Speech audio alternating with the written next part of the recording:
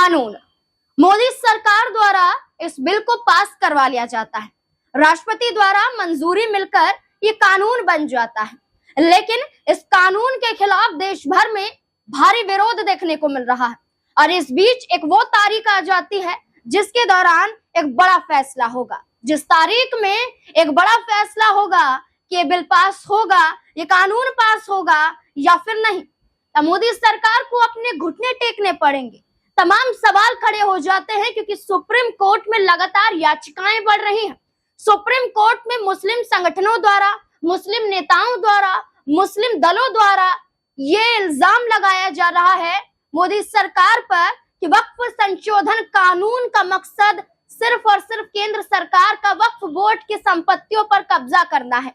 सिर्फ और सिर्फ एक ही धर्म को टारगेट करने का काम भारतीय जनता पार्टी का है। यहाँ पर हमारी स्वतंत्रता छीनी जा रही है, हमारे मौलिक अधिकारों को छीना जा रहा है। वक्फ पर कब्जा बीजेपी चाहती है और इसी आधार पर ना तो 2014 और ना ही 2019 में कोई बदलाव हुआ और बिहार चुनाव के मद्देनजर भारतीय जनता पार्टी वक्फ संशोधन कानून लेकर आ गई, जिसमें वक्फ बोर्ड की संपत्तियों को लेकर बड़े बदलाव किए जाएंगे। अब इस कानून के खिलाफ सुप्रीम कोर्ट में याचिकाएं दाखिल हुई। अब सुप्रीम कोर्ट में सुनवाई 16 अप्रैल को होगी और 16 अप्रैल को होने वाली सुनवाई से पहले पश्चिम बंगाल के मुर्शिदाबाद में बड़ा हंगामा देखने को मिला, जहां हिंसक झड़प हो जाती है, जहां लोगों की जान चली जाती है, जहां पुलिसकर्मी घायल हो जाते हैं, जहां नाबालिग को गोली लग जाती है, जहां पथराव की स्थिति देखने को मिलती है, सिर्फ और सिर्फ इसलिए क्योंकि केंद्र सरकार द्वारा वक्फ संशोधन कानून लाया गया।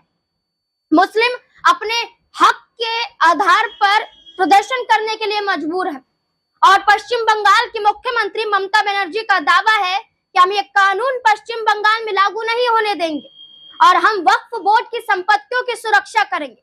बढ़ते विवाद के बीच, बढ़ती हिंसा के बीच सुप्रीम कोर्ट में क्या फैसला होगा, सीजेआई संजीव खन्ना की बेंच के जरिए क्या फैसला सुनाया जा सकता है, क्योंकि वक्फ संशोधन कानून के खिलाफ तमाम याचिकाओं को लेकर ये दावा तो कर दिया गया है कि 16 अप्रैल को सुनवाई होगी और तय किया जाएगा। अब देखना होगा क्या उससे पहले बड़ा फैसला मोदी सरकार को भी लेना पड़ जाएगा, क्या अपने घुटने मोदी सरकार टेकती हुई नजर आएगी, जिस आधार पर किसान आंदोलन खत्म हुआ था और जहां मोदी सरकार को अपने घुटने टेकने पड़े थे। क्या एक बार फिर से वही मौका देखने को मिल सकता है? क्या लगता है आपको? अपनी राय कमेंट सेक्शन में जरूर दें। धन्यवाद।